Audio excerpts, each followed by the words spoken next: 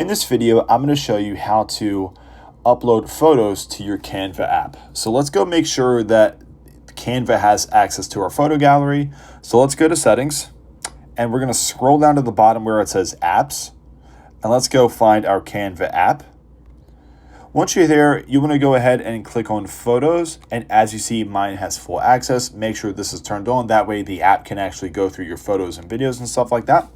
So once we have that done, we'll come out of here, we'll go to our Canva app here, and we're going to go ahead and create a new design. So let's go to the photo editor just to keep it easy. And what this is going to do is it's going to give us access to our camera roll, and I'm just going to pick a photo here.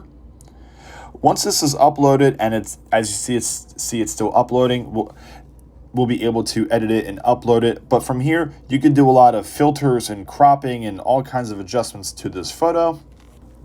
Once it's done uploading, you'll get that purple check mark at the top right hand corner, and we will upload it and create a design.